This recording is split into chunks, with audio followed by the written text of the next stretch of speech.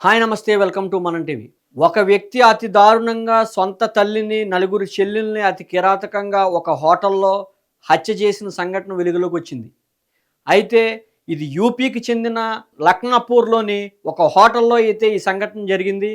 లక్నాపూర్ ఏదైతే ఉందో శరణ్‌జిత్ అనే హోటల్లో తన సొంత తల్లిని, నలుగురు చెల్లెల్ని కూడా అత్యంత దారుణంగా గొంతు నులిమి చేతికున్న మణికట్టు నరాలు బ్లేడులతో కట్ చేసి అతి కిరాతకంగా ఒక ఉన్మాదైతే చంపడం జరిగింది.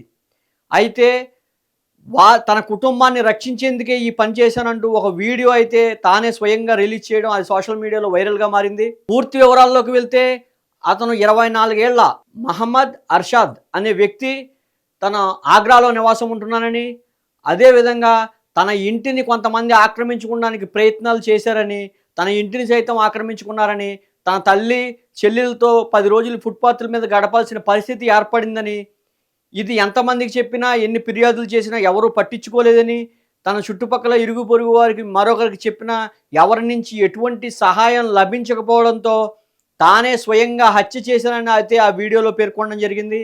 అయితే ఈ సంఘటన లఖన్పూర్‌లో పోలీసులు సైతం ఆశ్చర్యాన్ని వ్యక్తం చేసే పరిస్థితి ఉంది. అయితే లఖన్పూర్ పోలీసులు అయితే కేసు నమోదు చేసి పూర్తి స్థాయిలో దర్యాప్తు అయితే చేపట్టారు. ఈ అర్షాద్ ఎవరైతే ఉన్నారో తన తండ్రి పూర్తి వివరాలు అయితే బయటికి రాలేదు ఇప్పుడు వరకు.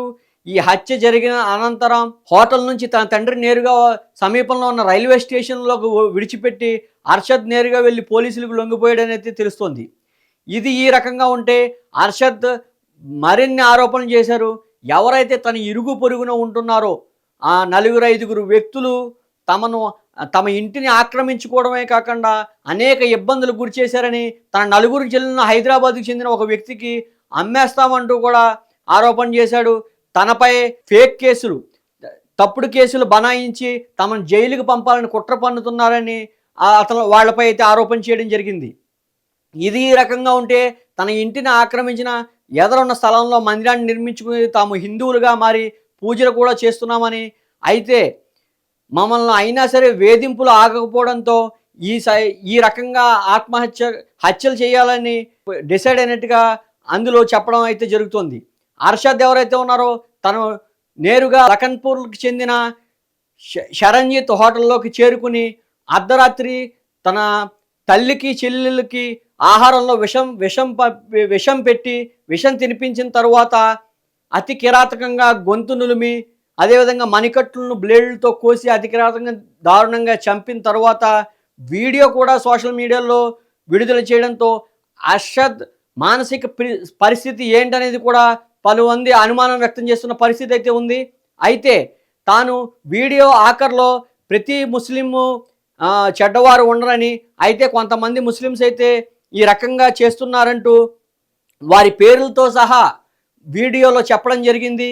అదేవిధంగా ప్రధాని నరేంద్ర మోడీ యూపీ సీఎంను కూడా రిక్వెస్ట్ చేయడం జరిగింది. తన అనంతరం తను సంచలనాత్మకమైన కామెంట్స్ అయితే ఆ వీడియోలో సంచలనాత్మకమైన వ్యాఖ్యలు అయితే చేయడం జరిగింది.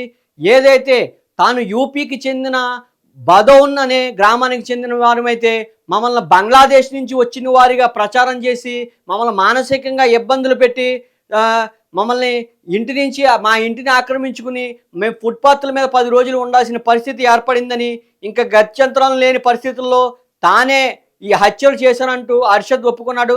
అయితే దీనిపై పోలీసులు అయితే పూర్తి దర్యాప్తు చేస్తున్నారు.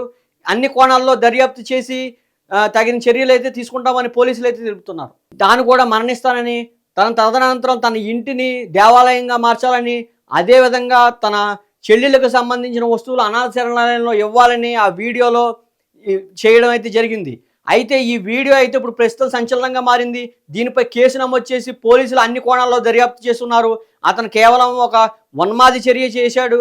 అయితే ఆ ఉన్మాది అతని మానసిక పరిస్థితియే కాకుండా ఇది అతను చెప్తున్న కారణాలైనా మరి ఇంకా ఏ ఇతర కారణాలైనా ఉన్నాయా అనే కోణంలో కూడా పోలీసులు పూర్తి స్థాయిలో దర్యాప్తు చేస్తున్నారు. ఈ కేసు ఇప్పటికీ వీడని మిస్టరీగా మారిందని అయితే చెప్పొచ్చు.